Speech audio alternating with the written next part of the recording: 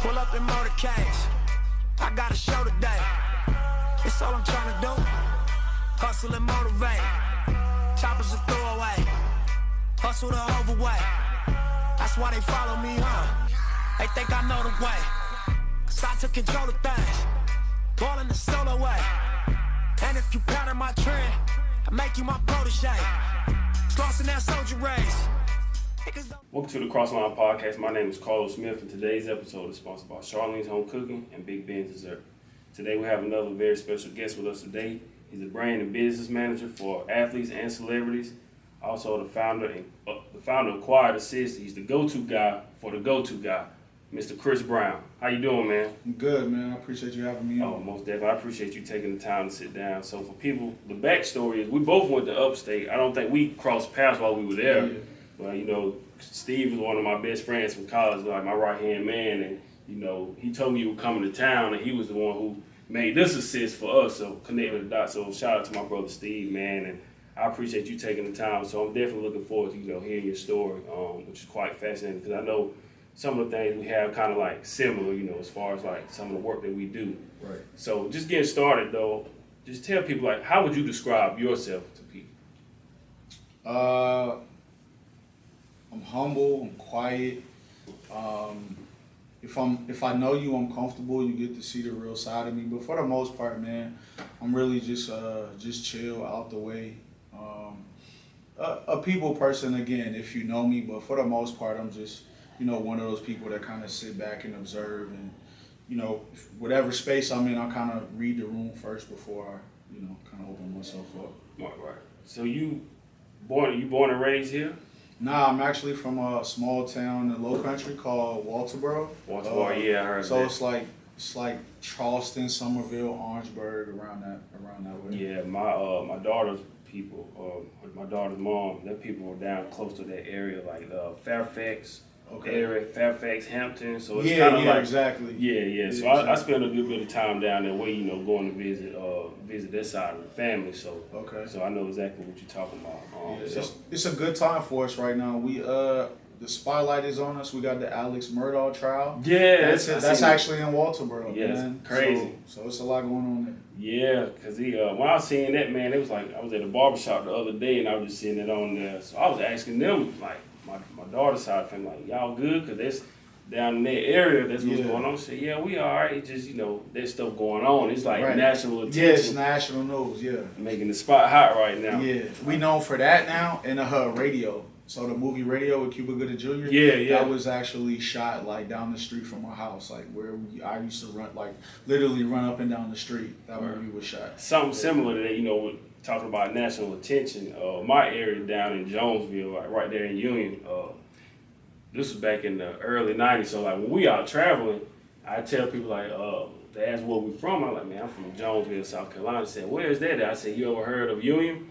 So if I tell people I say Union, they say that's where Susan Smith happened at. So that was back in the early 90s where, you know, she drove a car and, like, you know, drowned the kids. Oh, I didn't know that. Yeah. This was like, I heard about it. I mean, I was a kid, but I think this might have been like 92, early 90s, 92, 93, I heard somewhere around there. Yeah, so that's where that's from. So it brought like a lot of national attention down our way. Yeah, so every time I go somewhere and we talking about where we from, the first thing, when I say Union, they say that's Susan Smith. I'm like, that's, you know, it's kind of where it happened at. So how was your childhood? How would you describe your childhood growing up, being from Walterboro? I mean, my childhood was cool. Walterboro now is the crime rate is actually like 4 times the national, you know what I'm saying, average crime rate or whatever. So, you know, I saw different things growing up, but I was really protected as a child. So my mom had me when she was 18, her first semester of college, and then she moved back with my grandparents. So for the most part, my grandparents raised me. My grandfather was a pastor and a farmer, and my grandma was a housewife. So I was raised as an only child because all my mom's, you know, brothers and sisters, they were all out the house. So it was just me.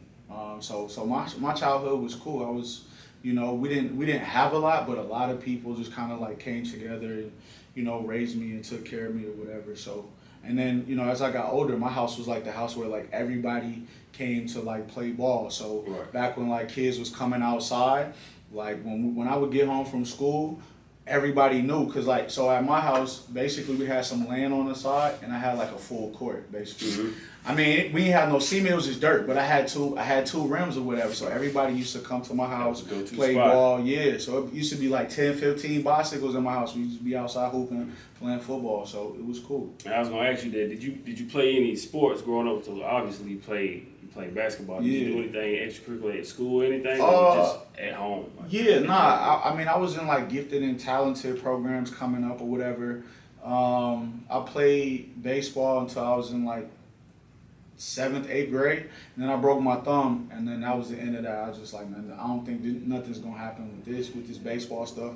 I played football the same. Once I got in high school, everybody else started getting bigger, and I was like, nah, I don't think this for me. So I ended up running cross country to get in shape for basketball, and then I played basketball. So that was pretty much it. So what did you see growing up, like as far as like family-wise? Did you see, I know you say your grandparents raised you. Were they just traditional 9-to-5 workers, or were you around any entrepreneurs growing up? I mean, my grandfather was an entrepreneur. I mean, he was a farmer, so you know, I seen him literally, you know, grow a crop or whatever, and we had to go in the fields and pick the crop, and then we went to the market. So I used to be in the truck with him, but I didn't know what entrepreneur.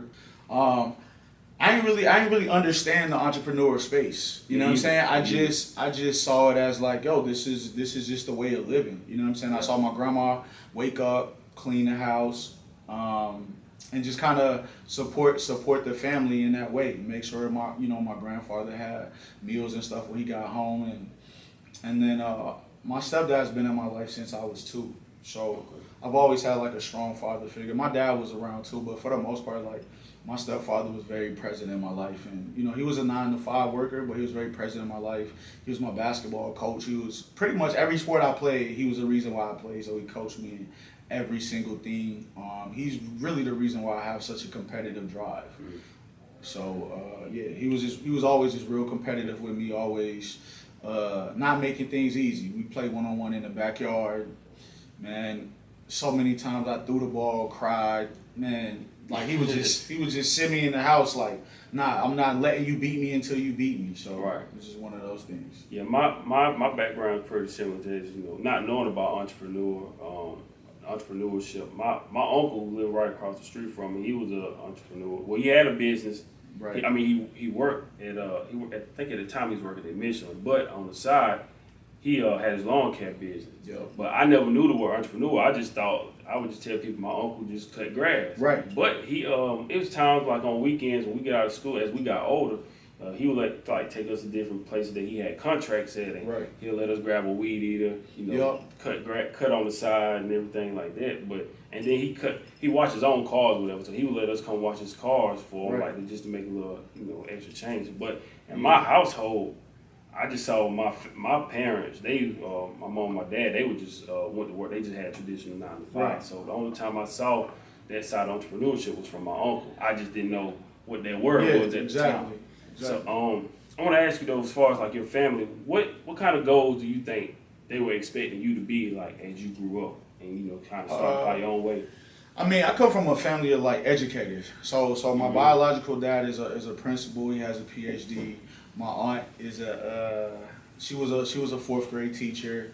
So I was always around like education. My mom worked in the school system, so education was a priority. Like I didn't get to do any extracurricular activities if my grades wasn't right. Like that was very prevalent in my household. So for the most part, it was just, hey, we just want you to make good grades and go to college. That's as far as they saw it, because you know, when you come from situations and environments where you don't see like highly successful people, you don't see celebrities, or you don't see, you know, high-level entrepreneurs or businessmen in a town where I'm from. So for them, it was just like, hey, you know, we just want to see you be happy and get a good job. Right. So, you know, graduating and you know, graduating high school and get ready to make that transition to college, like, what schools were you looking at? And I know it's like you obviously you saying you went to upstate, but like that's about what, 3-hour drive? Yeah. So So what school, was there any other schools you were looking at, and what made you decide to, you know, go to upstate? Man, I'm gonna be honest with you. When I was in high school, there was South Carolina State, Claflin, I think Allen, Benedict. So all those schools in like Columbia and South Carolina. I mean, in Columbia and Orangeburg. Mm-hmm. We was going there like kind of sneaking, you know, on the weekends and stuff like that. So we was sneaking. So, you know, our peers who were already who went to high school with us, and then they end up like going to college. When they went to those schools, we would just go and see them on the weekends. And so we was already, me and my friends, we was already on campus at 16, 17 at South Carolina State or Benedict, getting the experience or whatever. So, but for me, they were like, yeah, this is where I want to go. This is what I wanted to do. But for me, I knew that I wanted to be in business at some point. So I knew I needed diversity, and I knew that I needed to get away from home. I didn't need to be close enough to where I could go home whenever I felt like it. Mm-hmm. So honestly, we was having a career. I had no idea. We were having a career there at a high school. There was a lady, Miss Starr. I'd never forget her, Miss Starr. I can't remember her last name, but she came and I saw the brochure, and the brochure just had people of like all different races and cultures, and I was like, man, this looks like somewhere I want to be. And that was the only school I applied for. Yeah, I think I applied. Looking back on, I applied for Winthrop. I got into Winthrop, USC Columbia. I didn't get in there. Yeah. And Coastal. Yeah. I got in there, but mainly, you know, I played high school basketball. I was like, if I wasn't playing, you know, sports in college, then I didn't want to just travel too far away. Right.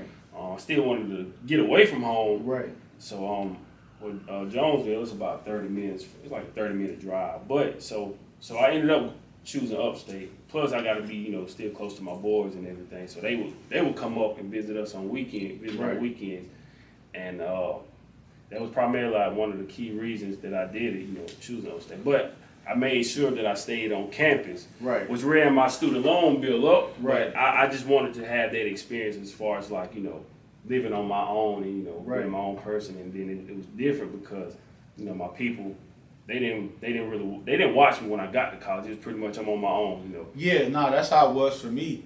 And but I knew I wanted to get away from my friends because I kind of saw early like the kind of things that my friends were getting into or whatever. Mm-hmm. And like I didn't smoke, I didn't drink, I still don't do that to this day or whatever. So I kind of saw the direction of the people around me, and I was like, yeah, I need to kind of get away. I need to get out of my comfort zone, and I need to like become a man or whatever. So I knew early on, like, you know, I just got to figure this out by myself. So when you finally got up here, did you really go back home quite often, or is it pretty much like now? I know you don't live here now. It's like, did you just pretty much stay away from home, or? Yeah. So my parents, my first semester, they didn't even let me bring my car, so that I could again figure it out. But also, it's crazy because I almost wasn't able to start school the first semester because Upstate took too many people the year I was coming in. So in I want to say July, I get a letter like, hey, you accepted and, you know, we got everything together for you, but like we don't have nowhere for you to stay. So that's crazy. So in the middle of July, where all my friends like, yeah, we about to go to school, we about to whatever, I'm still in limbo like, Mom, I don't even know, like they don't got nowhere for me to stay. So they sent a letter and it was like, well, they're gonna put us in a hotel. I'm like, a hotel? Like, this ain't what college is supposed to be. This ain't what it looked like on the brochure, you know? And then maybe like the last week of July, like literally a couple weeks before I'm about to go to school, they told us like, oh, we found somewhere for you to stay. So I didn't stay in the freshman dorm my first semester. I stayed in the commons, which were like for the upperclassmen or whatever. Mm. So that was kind of my introduction where like all the freshmen were kind of together and I was just kind of like doing my thing, you know, it's not off campus, but you're not in a dorm like situation. Mm-hmm.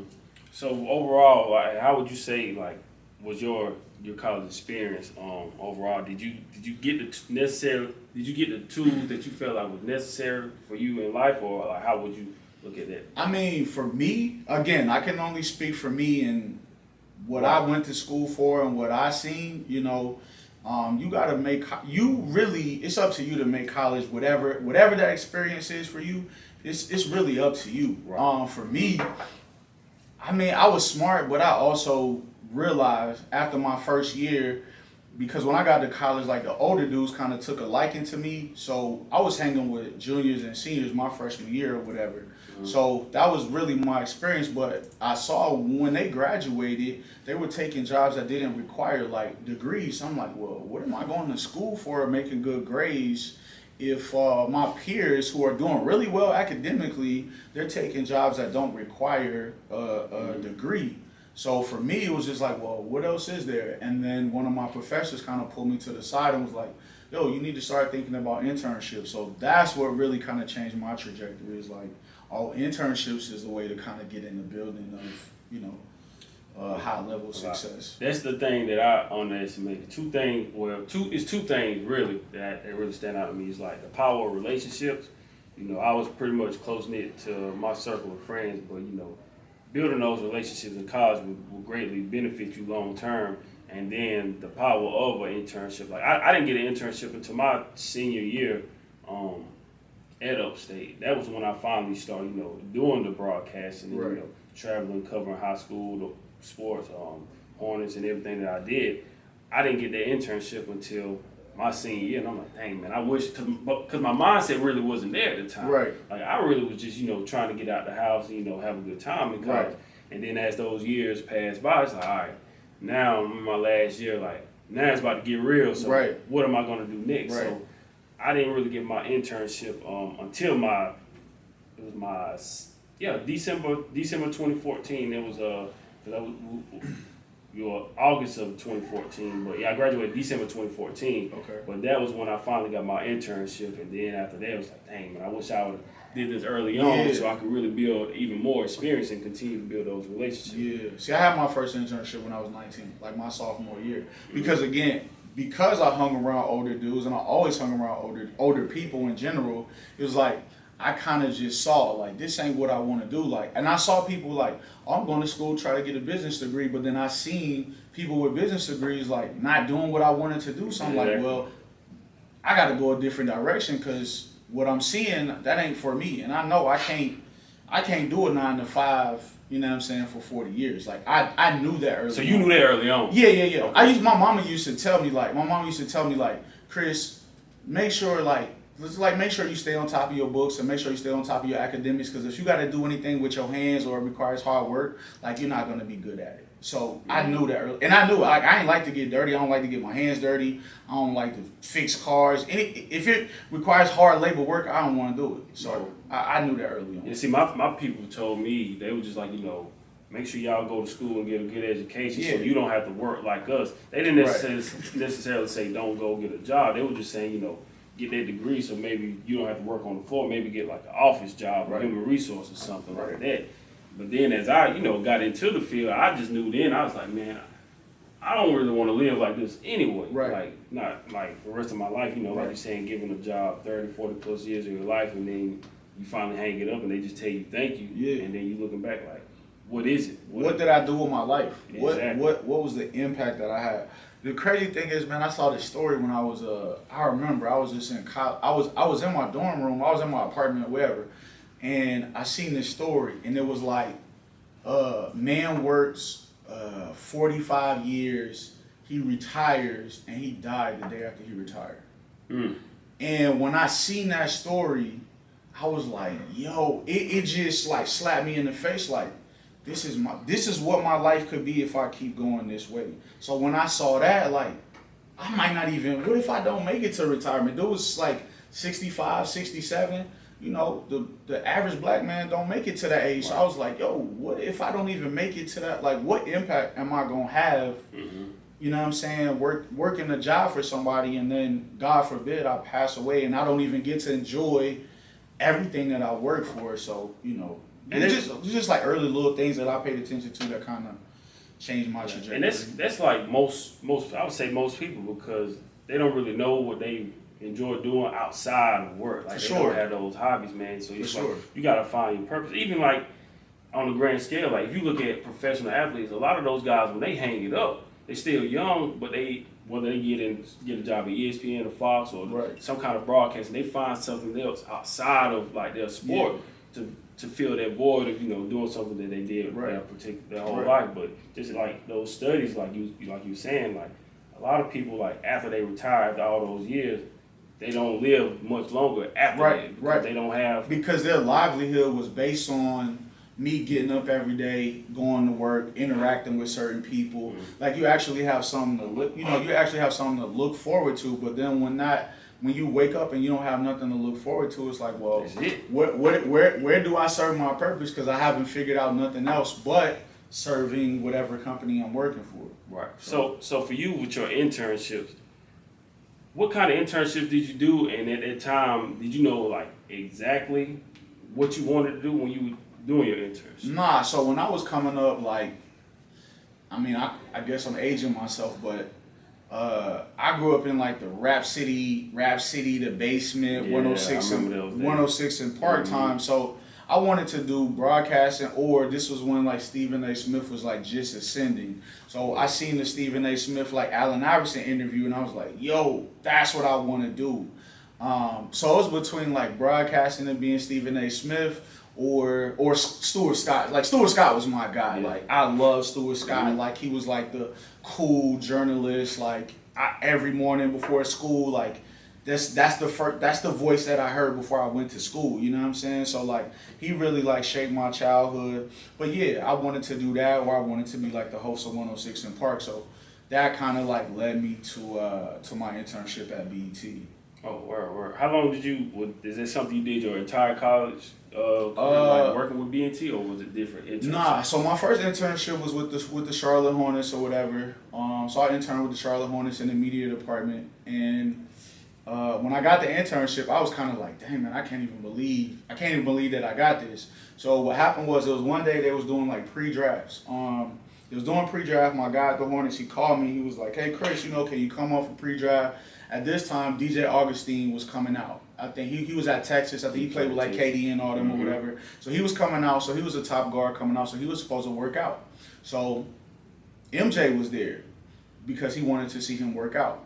So I get there. My guy's like, hey, I think MJ's going to be in the gym. Pull me to the side like, hey, don't do nothing crazy. Don't embarrass me type thing or whatever. So I was like, no, I'm cool. I'm chill, Now, mind you, in my head, I'm like, bro, this is the reason why I picked up a basketball. This is the reason why I wear Jordans. Like, this is my guy. So so DJ Augustine ended up he didn't want to go to Charlotte, so he didn't go and work out. But when we got in the gym, Larry Brown was the coach at the time, and Michael Jordan was on the other end of the gym. And when I got in the gym and I seen Mike, I was like, yo, this is what I want to do for the rest of my life. I got out of there. I called my roommate at the time. I'm like, bro, you won't believe I just was in the gym with Mike. He was like, Mike who? I'm like, bro, Michael Jordan. He was like, did you talk to him? I'm like, no, I didn't talk to him because he wasn't talking to the media. But I was like, I'm literally on the other side of half court and I see Mike, like, working out. And I was like, yeah, this is what I got to do. But that didn't really last long because I didn't realize that journalism was so much writing, and I hated writing. So I was like, I don't know if I'm going to be able to do this because I don't like all this writing. So right.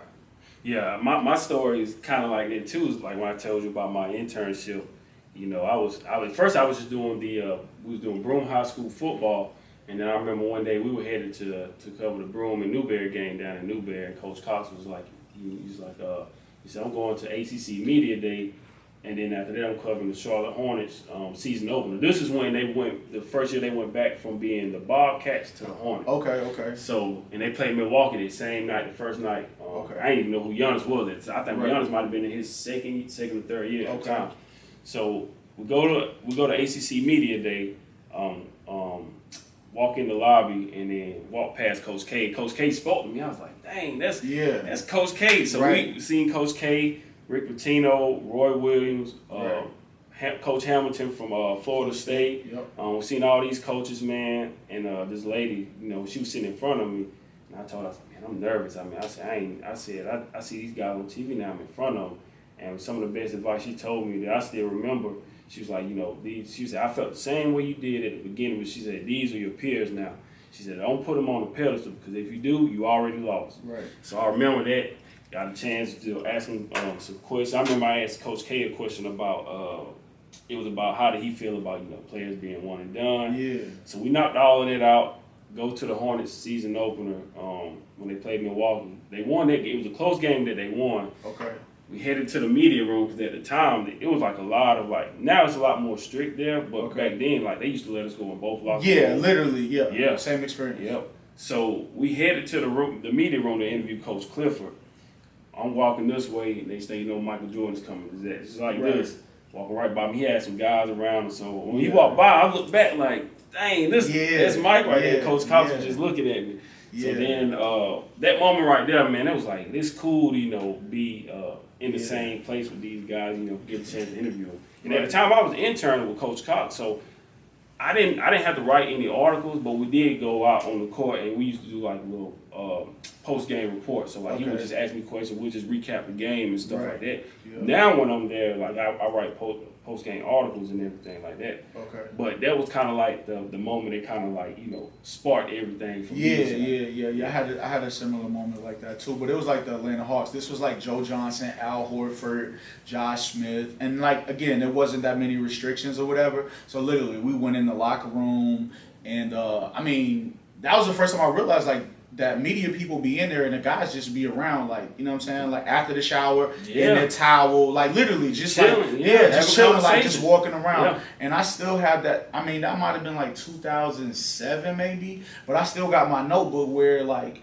I asked like Joe Johnson like maybe like 3 or 4 questions, and at the time we didn't do the like recording or whatever. We had to like literally like write it down on a notepad. Dang, that sounds like super old, but yeah, I still got my notepad from that moment. That's dope. So you only did one pro team while you were in college, like intern wise? I only did the Hornets or whatever, because it was like a summer internship or whatever. So it wasn't.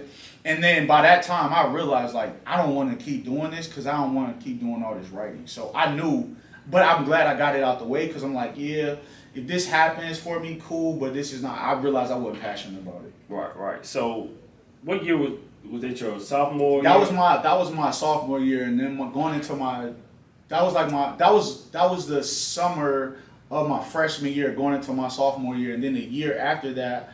I did the internship with BET, and I interned at BET for a whole summer, and then they let me stay on and work the award shows, like even when I was in college. So when I was in school, like I was going to class and stuff, but like when they was doing like Spring Bling, the Hip Hop Awards, the BET Awards, like they would fly me out and do like production and stuff. So I was in college like working for BET. So my friends thought like bro, you made it already, you know what I'm saying? So I was doing that like my junior year, senior year, or whatever. I was gonna ask you like, what was the perception around you, you know, working with the Hornets, working with BET, like on campus, you know, because not too many college kids get to have that opportunity. So what was the perception around you? Did people really know it, or did you try to like keep it, you know, concealed because you didn't want everybody knowing what you were doing? I mean, we don't have like the same social media now, so we didn't have like an Instagram where you can post like different things. I think like that was around the time like Facebook was just kind of popping off or whatever. You had to be in college to have a Facebook. Again, I'm aging myself, but it was cool. Like it was cool to like have people, to see people like respond to me and stuff like that when I was on campus. I mean, I wouldn't say like I can't really see myself outside of myself, but it was cool. Like my homies was like definitely like proud. Like you know, he doing this, he doing that. So like one time like we went to the BET Hip Hop Awards in Atlanta. I just took one of my homies.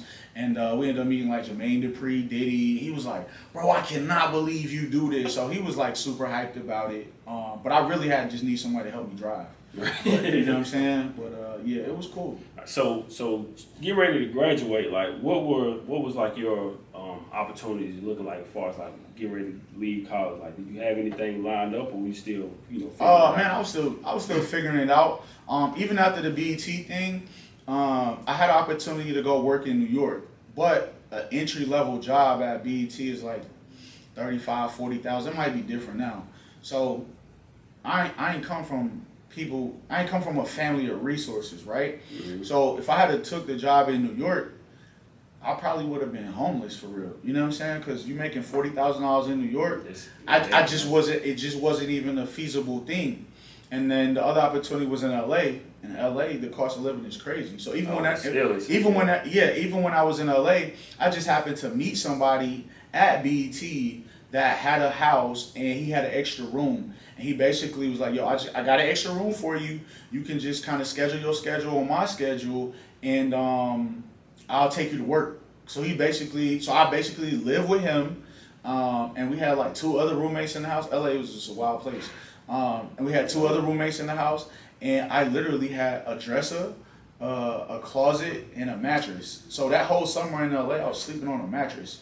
I roll off the mattress and I'm in the closet. You know what I'm saying? So that was my sacrifice. Like, I was literally sleeping on a mattress and I had a sheet on it and I had like a little throw cover.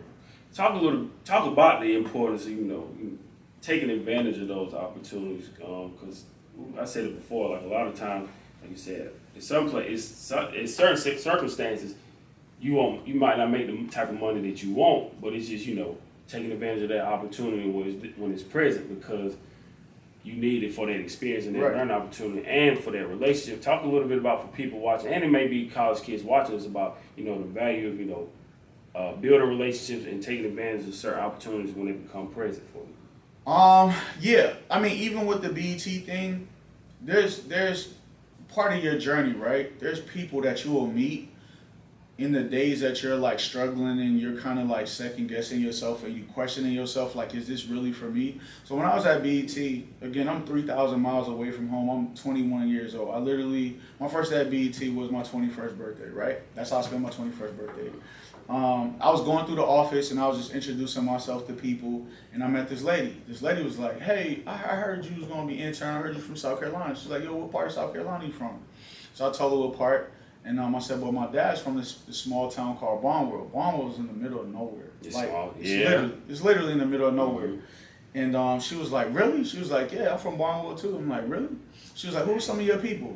So I was telling her some of my people, and she said, how your uncle look? So I described my uncle. She said, your uncle was my high school sweetheart. I was like, what? So I'm 3,000 miles away, right? And I'm like, man, I don't know how I'm gonna figure this out. I don't even know why I'm here right now. You know what I'm saying? Because at the time, I wanted to do like on-camera broadcasting. When I get out there, they said, where's your demo? I'm like, demo? I don't even have no demo, right? So they throw me in corporate communications. I meet this lady. She dated my uncle. She tells me, she's like the head of production. So she's like an executive.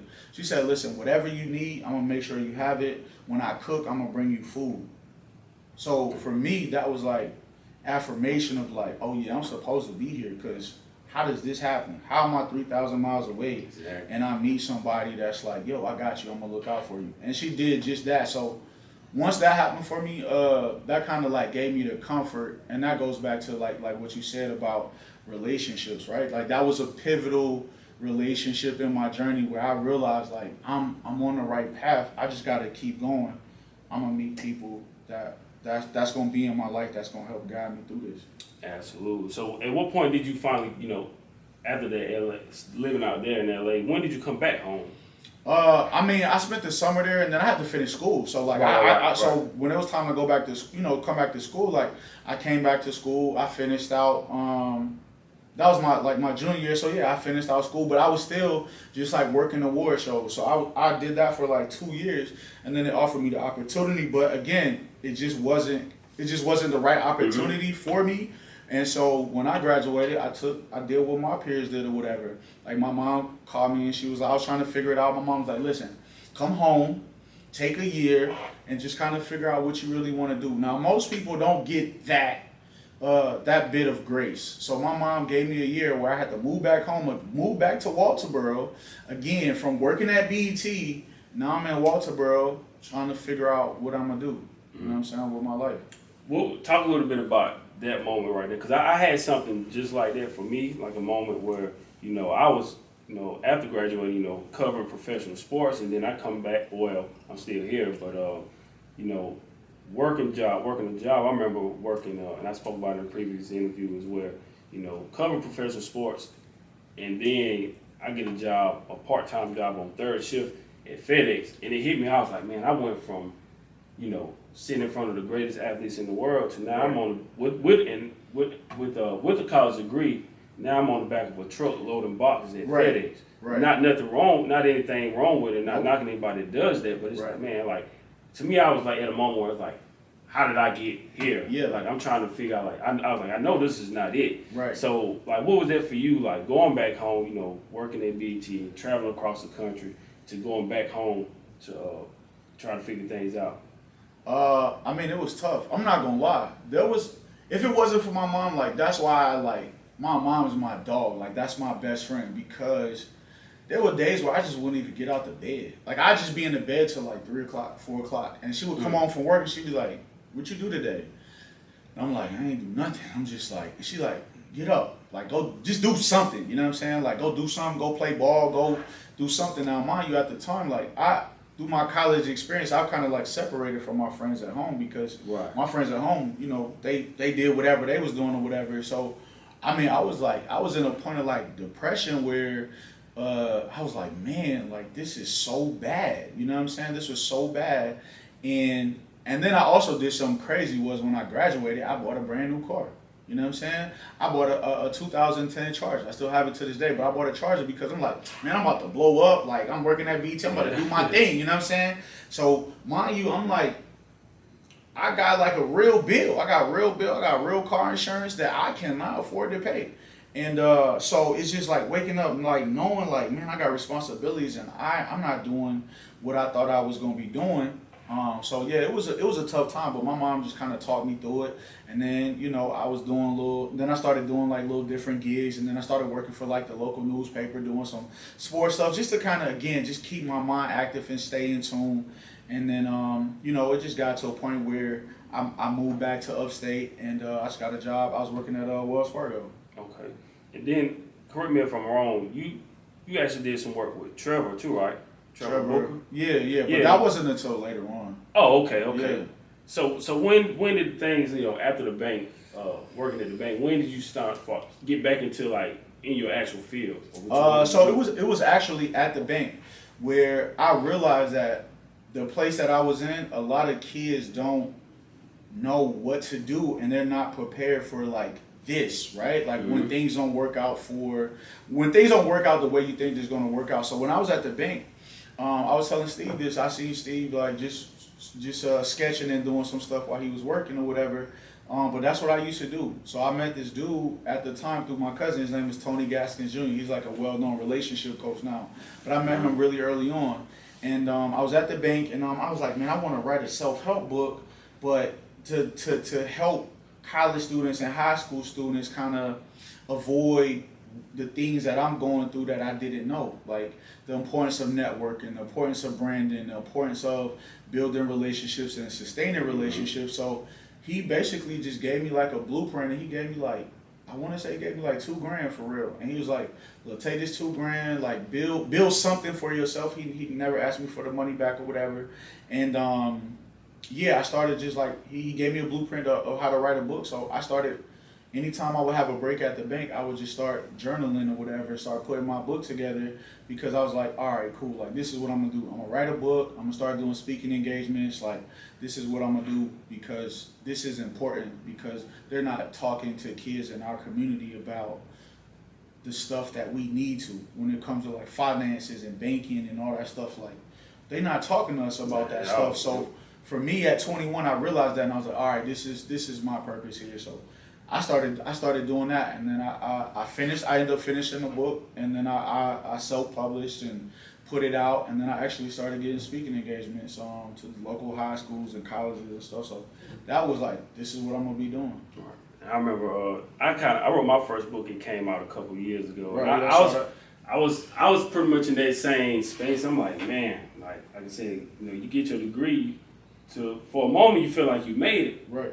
But then after that, it's like the real world is here, and now the work is really about to begin, man. Like I said, I was working at FedEx. I worked a plant job, working multiple jobs, and I was just like, man, this ain't it. And I feel like, and I was in the same space, like, man, I really want to do something, you know, that's going to help, you know, college kids and prepare them, because like school won't give you all the tools that you need. We won't give you half of it. Yeah. So, and then that student loan bill came. I was like, man, I ain't ready for this at all. Right.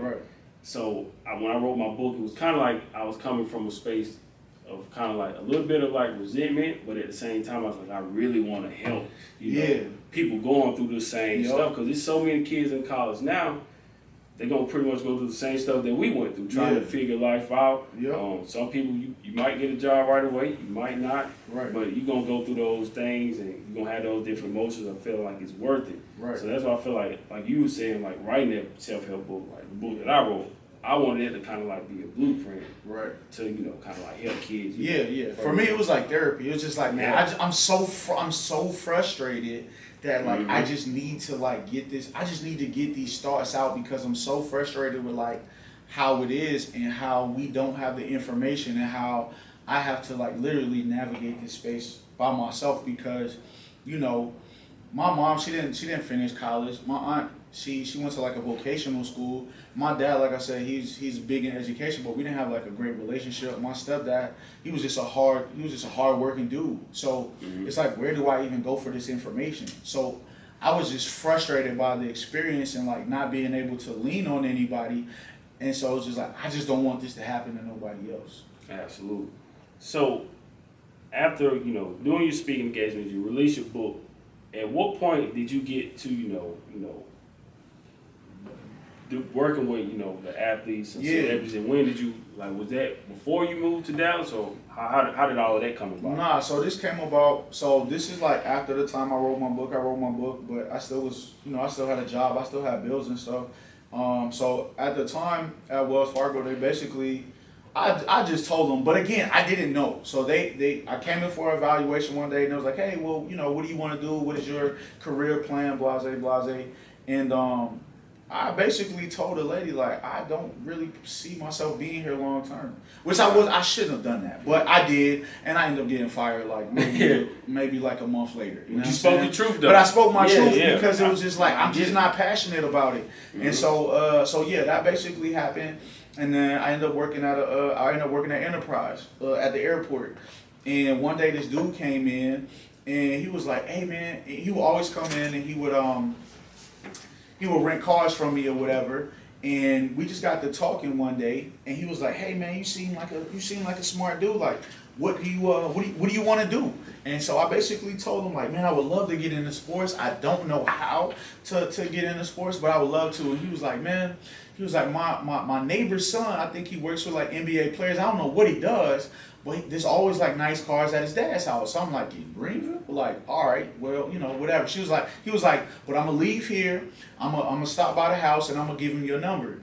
And so I get a call the very next day, like, hey man, you know, he told me who he was and he was like, man, I heard good things about you or whatever. I got a basketball camp coming. I'm going to give you a shot. He was like, you know, it's for my guy, Trevor Booker. He in South Carolina. I'm in Dallas. He was like, man, I need you to put the camp together. If you can put the camp together, then, you know, we can build a relationship or whatever. So I was like, you serious? And he was like, yeah. Like, you got like 2 months to put it together. So basically, that basically was a moment that kind of like changed my life. Like, I ended up putting the camp together. I ended up getting about 100 kids, maybe like 120 kids to the camp. And, you know, at the time, me and Trevor, we like the same age. So we kind of like built a rapport. And once I did that, it was like, all right, I got access now. So it's on, you know what I'm saying? And that was the moment where it kind of really like changed my life. So, and I asked you about Trevor earlier because, you know, we're close to the same area. Like Union, Jonesville, like right there beside each other. Yep. And I know he did a camp. He'll do one in Malden, and then there's another one back at home in Union. Yep. And I actually had Trevor on, like, when I first started, when I consistently started doing the podcast on my own, it was 2018. Okay. And, I actually interviewed him at the camp. We went to the weight room, shot about a 30-minute interview. Okay. And we knocked that out. And even now, it's crazy because I still see Trevor at the Hornets games. Like he got a courtside seat. Sometimes be him and his business partner. Yeah, Jonah. Yeah. Or sometimes, it'll be other people's family. I've talked him into getting me the seats a couple of times or whatever. But that's still my guy. Good dude. So those camps, I've been putting those camps together pretty much since his first year in the league or whatever. Absolutely, man. Shout out to Trevor, man, for that opportunity. I appreciate him for sitting down with me for the interview as well. Yeah, solid brother. Yeah. So how did it come about with you finally, working with Trevor, and then after that, finally making that decision to move to Dallas? Like, how did that come about? So again, I still got a 9 to 5 at this point. I'm probably 26, 27 at this point. I might have been like 25. So, yeah. So Trevor, so we built a relationship. We built a rapport. I built a rapport with his manager or whatever. So his manager was like, "Hey man, is there anything else you can do for Trevor? Like, I'd love for you to just help him or whatever." So it got to the point where like I was doing so much with Trevor as far as just like finding him different little marketing opportunities, putting together his camp. His camp was like growing, his brand was growing. And then, and so in DC, we started doing community events and everything. So it just got to the point This is when he was still with the Wizards. He was still with the Wizards, yep. yeah. So I remember I flew to DC one time and I slept on his couch and went to a game. That was like my first like NBA game or whatever. And I just got to like kick it with him and just meet all the other players and just hang out. And it got to the point where I was just doing so much for him that his agent was like, "Yo, who's this little Chris dude that got you doing everything or whatever?" Because Trevor's not like he's not like one of the bigger names that you immediately recognize or whatever. So I was just doing so much for him in the community, and the teams was loving it. And so his agent reached out to me and was like, "Hey, can you think you can do this for other players?" And I was like, "Yeah, for sure."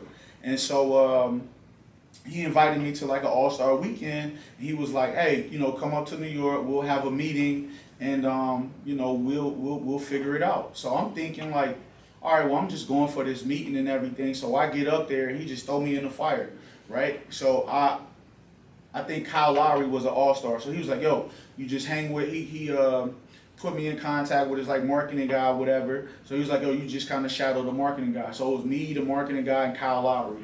And Jeff Teague. Jeff Teague was an all-star at the time. So I got to just shadow them throughout their whole like all-star weekend. Mm-hmm. So at that time I met Bron for the first time. I met Kevin Hart. I met all types of people. And he just threw me in the fire like, "Yo, get in there and figure it out." And once he did that, we had an interview. It was cool. And he was like, "Yo, I think I want to bring you on." And so I went from working from Trevor to working for one of the top NBA agencies who had Kevin Garnett, Kristaps Porzingis. Who else did we have? Kyle O'Quinn.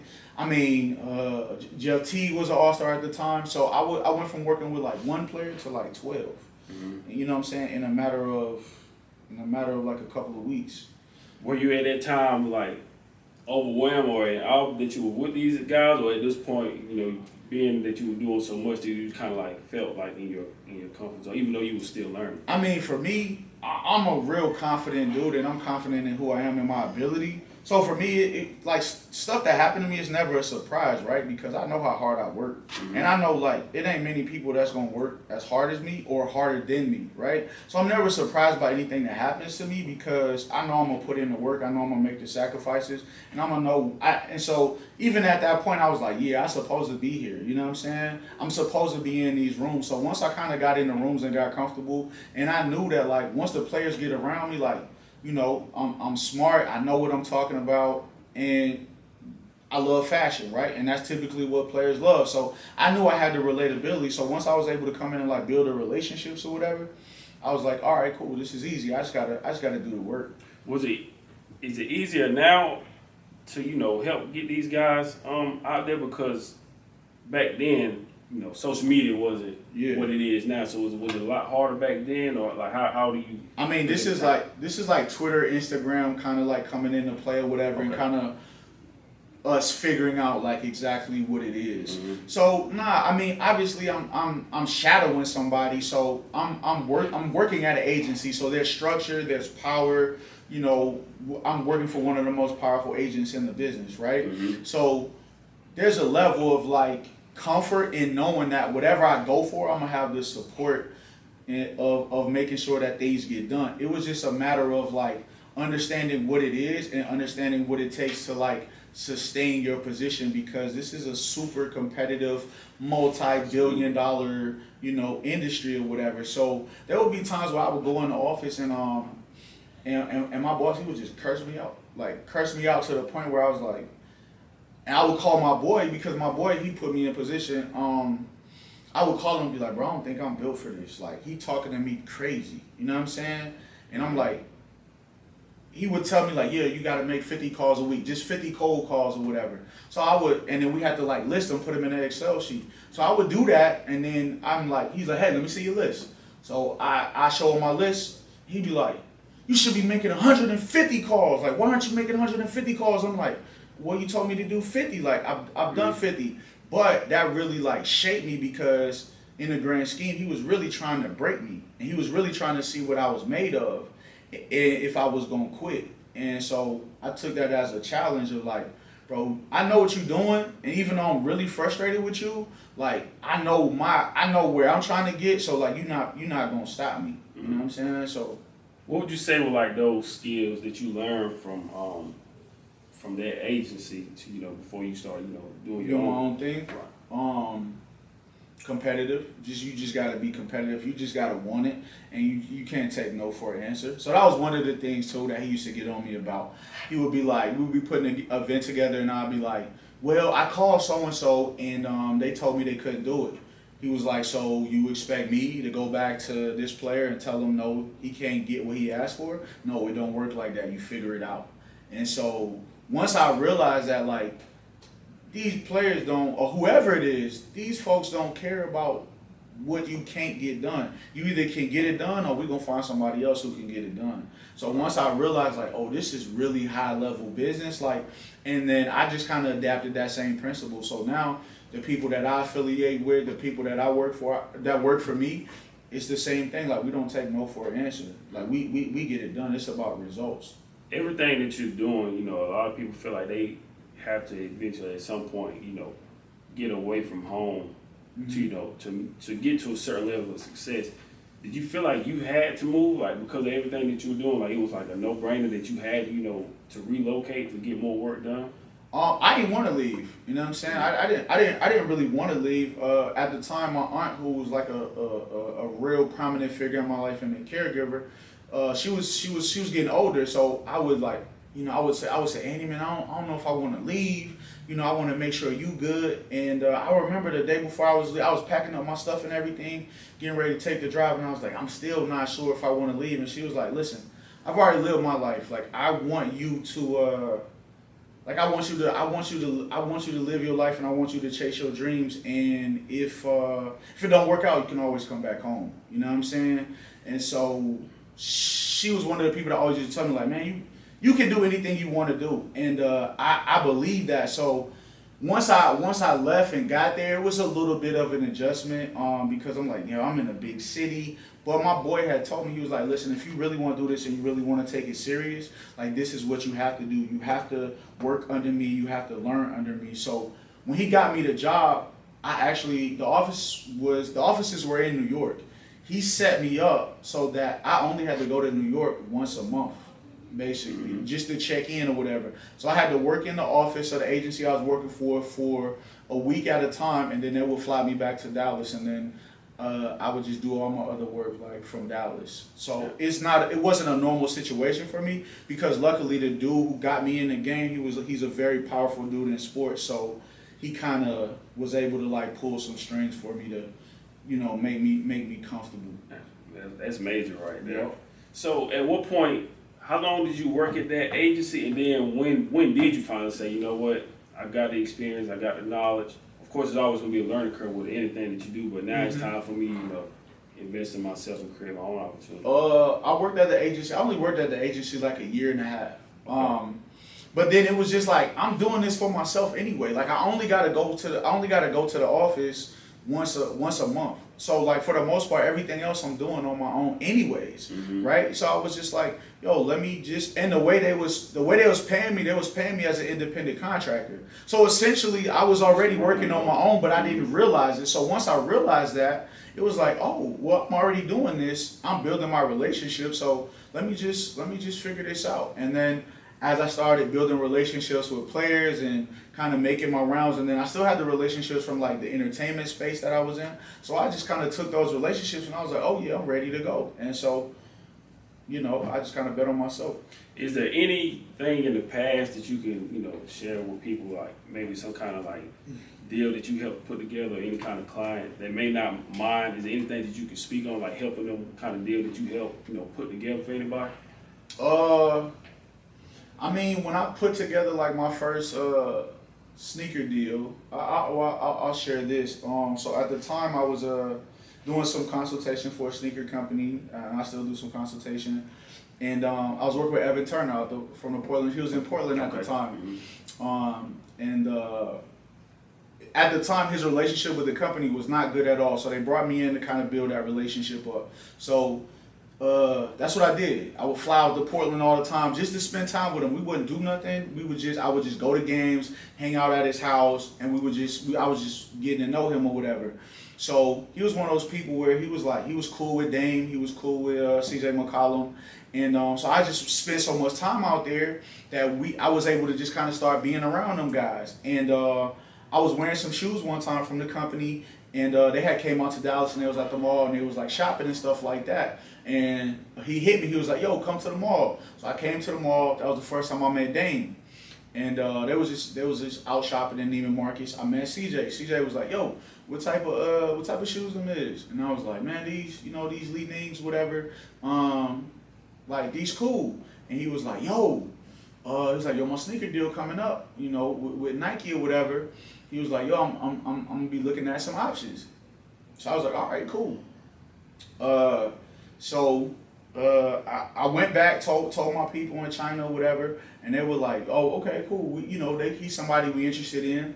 So he gave me his number. So I'm like, "Dang, man, I got CJ McCollum number. Like, this crazy." You know what I'm saying? And when I would text him, he would text me right back. So I'm like, "Okay, this is cool." And we was able to just build a relationship because we both like communication majors, we in journalism, so we were just able to build a rapport. So it got to the point where he was like, I told him, I said, "Hey, listen, man, if I could get you this number, would you leave Nike?" And he was like, "Yo, you give me that number, I'm gonna leave Nike." And I ended up making it happen, and that was maybe like 6 years ago, and we've been tight ever since or whatever. So like that was the first deal, multi-million-dollar deal that I was able to kind of facilitate and put together. And then once I kind of built that relationship, he's just been someone that's been super, resourceful. Like I said, he's just one of my best friends, man. He's just been a great dude to me and opened a lot of doors for me. What is it like? Talk about that moment of actually putting together like your first deal. Like, what was the feelings and like how was it when it actually all came together? It's nerve-wracking because you don't know what's gonna happen, right? Like I don't know him at this point, so I don't know that he a man of his word. Like you people tell you stuff all the time, but they don't necessarily do it all the time. And obviously he was coming into his own and becoming a star player in his own right. So, he had a lot of opportunities, but one of the things that he showed me was that he was a man of his word. So when I did what I was supposed to do, he did what he was supposed to do, and then that was the start of a really great relationship. And then once I was able to kind of align myself with him, because of his character and because of his relationships, I was just able to just meet so many people. Also, he's gonna tell people as well. Yeah, about me, and because I just spent so much time. Like that was my thing. Is like I'm gonna just spend time. Like we don't even have to do nothing. Where you at? Oh, you in Houston? All right, bet. I'm gonna fly to Houston, and we just gonna kick it. We gonna go get some food. I'm gonna just be around. Mm-hmm. So the more that you be around those guys, build a relationship. They around their teammates, so they like, "Yo, what you do?" "Oh yeah, I do so and so." "Oh, okay, cool. I might need that." So if I do something for CJ and I get some extra product, or I get a deal for him or a deal for anybody I'm working with, yeah, bro, I send you some free stuff too. You know what I'm saying? And these athletes are super rich, right? But they still love free stuff just like we do. So I knew like, okay, cool. This is how I get in the door and build these relationships. I was gonna say is that. Probably one of the most important parts is spending time with these players, not even just discussing business, but just getting to know them, to kind of like figure out what they like and what they don't like, and then going from there to kind of putting together a deal for them. Yeah, for sure. People ask me all the time like, "Well, what is this person like?" or "What is this person like?" or whatever, and I'm very like private when it comes to just those conversations because these are my friends too. Right. So no. For me, I don't even talk to them about basketball. We don't talk about basketball. For the most part, we just be clowning, talking about everyday stuff. "Yo, I seen this on IG. I'm gonna send you this meme," or "How your family doing? How your kids?" It's just real conversations. "Yo, how you feeling? I saw you ain't have a good game. Bro, how you feeling? You need anything? Anything I can do? Bet I'm gonna pull up on you. And we just, what I'm saying, we're gonna go bowling or we gonna kick it for a little bit because I don't really care about the basketball stuff, bro. I care about you as a person. So when these people see like Chris don't want nothing from me. I don't ask them. I don't. Anybody I work with, I don't ask them for nothing. I don't ask them for no favors or nothing like that. If I need something, I know I can. But for the most part, like even on social media, I don't take pictures with people I work with. For the most part, like unless we just gotta take a picture of somebody, take a picture of us, we post it. But these are my friends, so like I'm not taking pictures with these people because that ain't the basis of our relationship. It's authentic. I think that's probably one of the most important things as well. It's like, people that don't get to see them often, they forget almost to a certain extent that they're human. Right. These are just regular people that have everyday lives. Their financial situation is different. Yeah. But like I said, when we was going into the locker room, we used to hear these guys have regular conversations about anything. They listen to the same music we listen to. They do the same thing we do. They do the same thing. They watch the same shows. Like all of the stuff. Yeah. They just financial situation is different. Yeah. So of course, like when you're around them, like they probably don't want to hear about all this stuff all the time. They don't want to hear about basketball. They don't want to talk about basketball. You know what I'm saying? Because their life is not the same as like the average person. They can't just go to a store and just, depending on the status of these players, they can't just walk into a store and just go shopping or go to a restaurant and just eat with their family because of who they are. So like when you're around them, of course, they definitely gonna appreciate everything that you do. Yeah.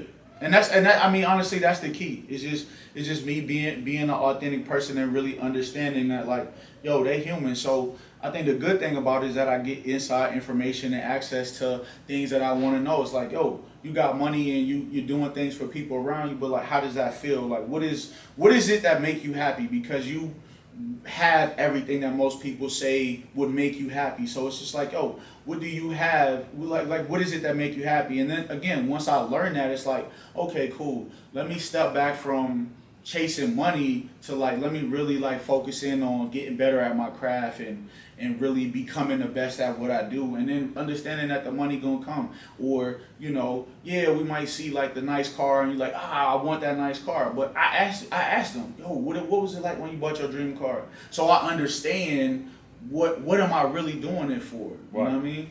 What would you say is the hardest part, like overall of your job, everything that you're doing? Relationships.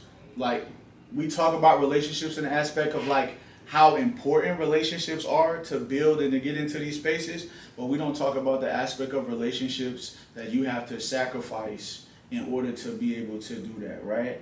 Like, I can't tell you how many birthdays I miss of my brother, my sister, my mom, their kids, you know what I'm saying? Because I'm grinding, how I should be a better friend to my friends and being able to like check in on them more often or talking to them or calling to, see how they doing or whatever. But sometimes you can get caught, like my life is based on making sure that my clients' lives are easier, right? So it's easy to get caught up in that because I care about being the best at what I do.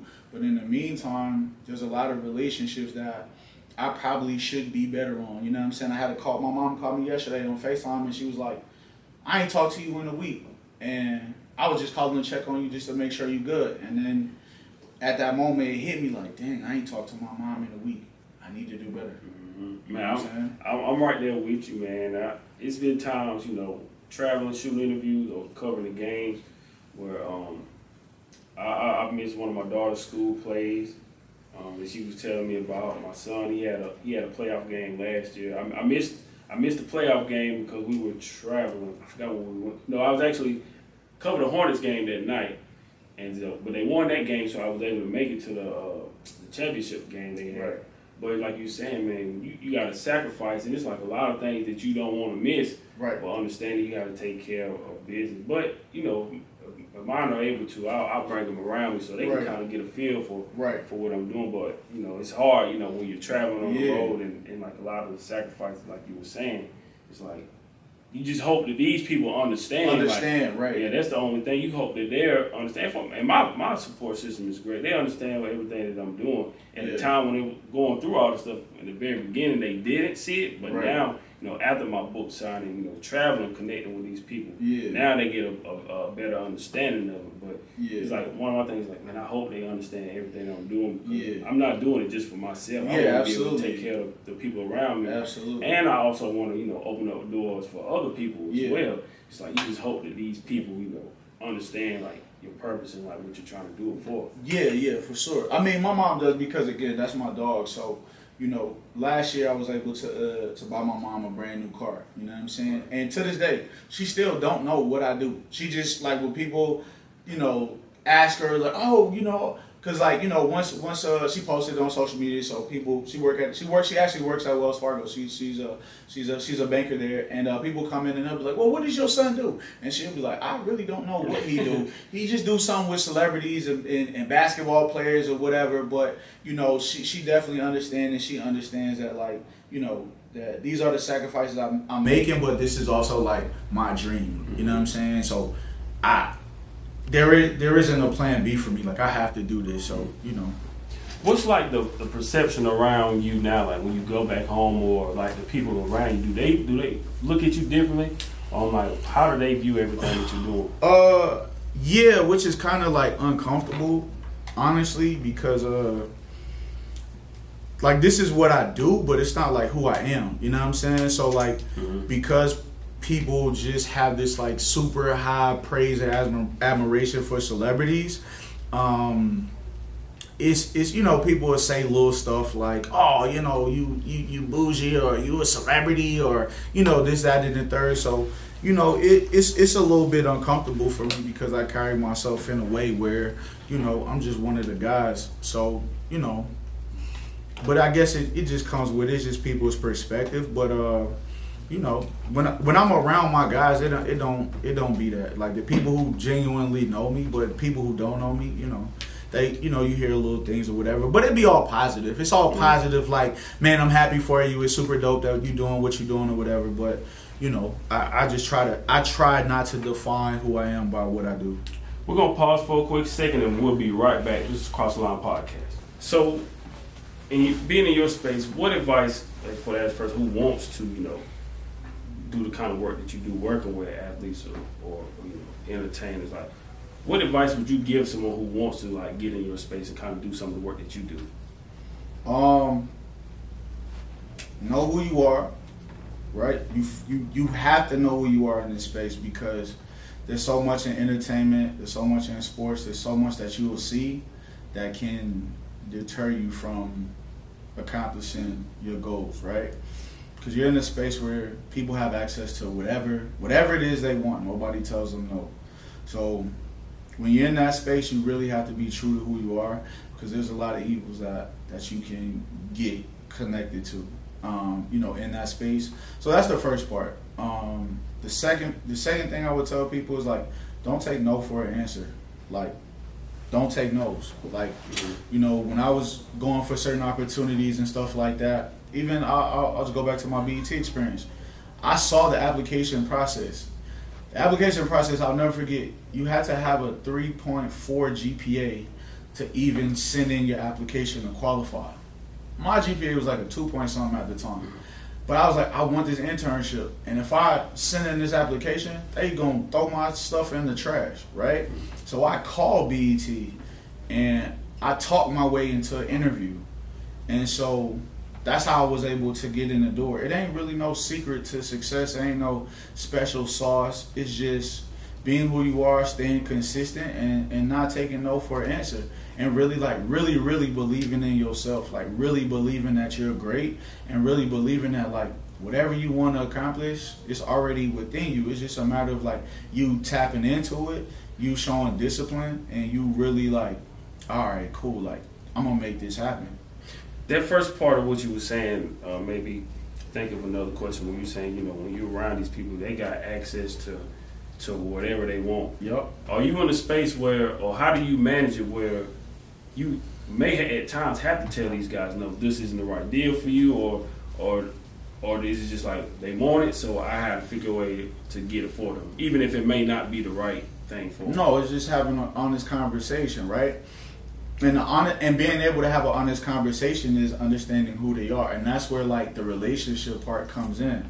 It's like, this ain't just business. Like, we friends, so I'm telling you as a friend, like, yo, this might not be the right situation, and you know, and them trusting you really, because they got a million people coming at them telling them, I can do this, I can do that, I can do that, right? But people around them that they can really trust, that is willing to be like no, and then they respect it, because there's some people who could tell me no or tell them no, and they'd be like, man, no, I'm not listening to you, right? But because I've earned that, and I've established that level of trust, I can go to them and be like, nah, this ain't the best situation. But if that's something you're going to do, you need to find an alternative, right? So if I tell you no, well, what else is there? You know what I'm saying? If I tell you we turning down a deal, okay, well, how we going to make this up? So then it's up to me to figure out, all right, well, he trusts me, but I also got to make sure that we find an alternative for them or her.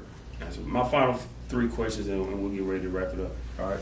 Do you feel like it's an obligation for you, you know, with the knowledge and experience that you have? Do you feel like it's, to a certain degree, an obligation to, you know, give back? And, you know, like you say, you wrote your book. Do you feel an obligation to, you know, give back and educate? Yeah. I mean, that's the sole purpose we here anyways. It's to serve, it's to give back. The reason why I've been able to navigate this space and to succeed at a certain level is because I operate on a foundation of service, of giving, right? What can I provide? So there's times where I meet people and I still, just to build a relationship, I still do stuff for free.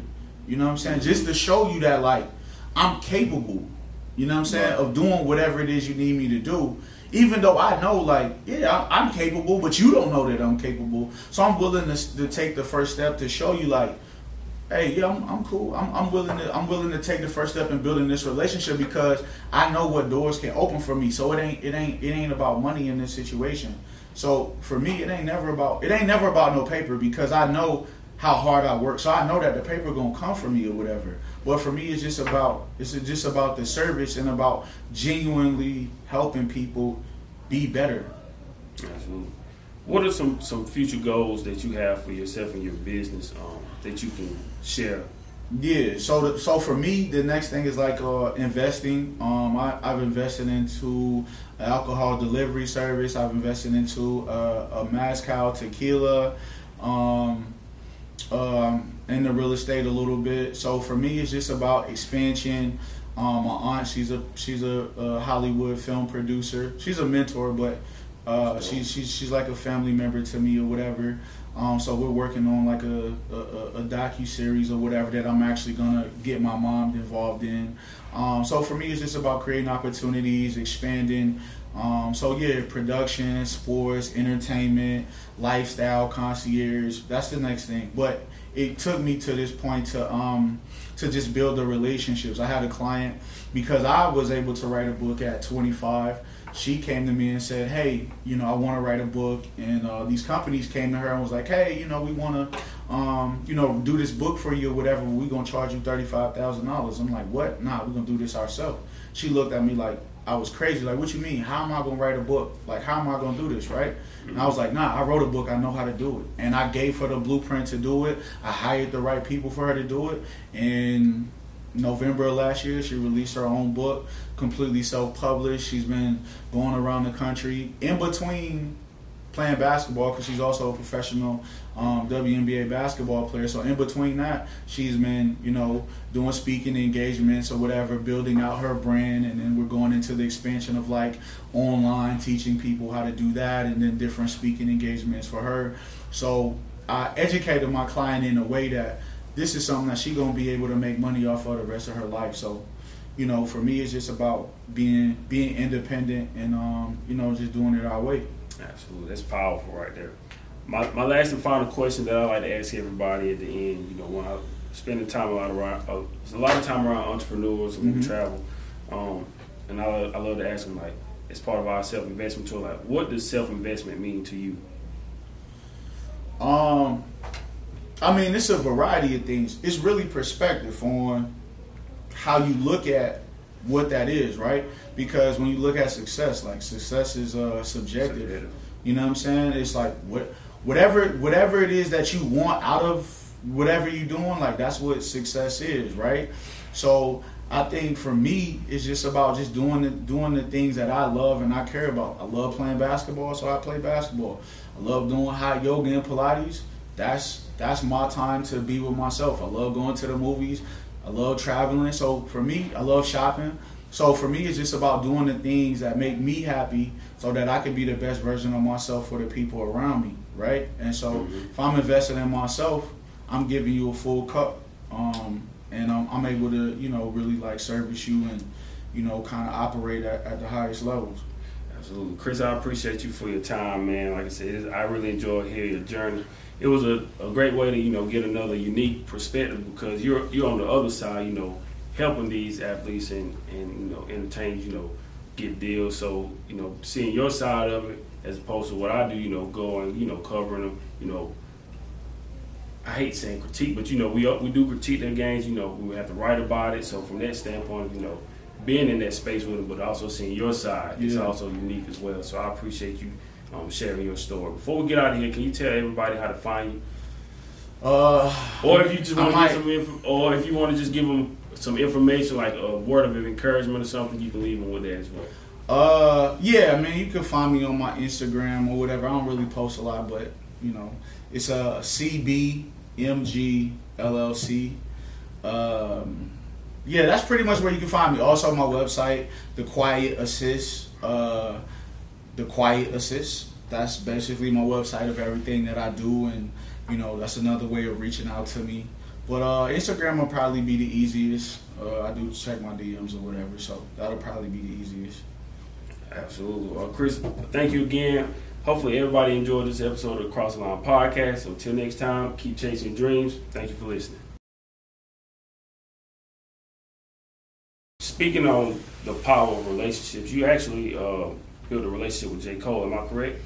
I mean, I wouldn't say it's a relationship, but I can tell you how we connected through a relationship that I built with CJ. So at the time, J. Cole was at Puma, and he was trying to navigate his space of like what he's gonna do at Puma. Was he gonna leave? Was he gonna stay? So I'm on the treadmill one day. I'm just working out, doing my thing or whatever. So I'm on the treadmill. I'm listening to my music. My music, you know, cut off, whatever. I get a text. I look at the text. I'm running on the treadmill. I'm like at like a 6 or a 7. I'm running on the treadmill. I'm jamming. I get the text. I look at the text. It's me, CJ, and I see the text, and it's like, he was like, hey Cole, this is my guy, Chris Brown. He my shoe rep or whatever. Like, make sure you tap in and you connect or whatever. So I look at the text. I'm like, bro, what? I'm still running. I look at the text. So I jump off the treadmill. The treadmill's still going.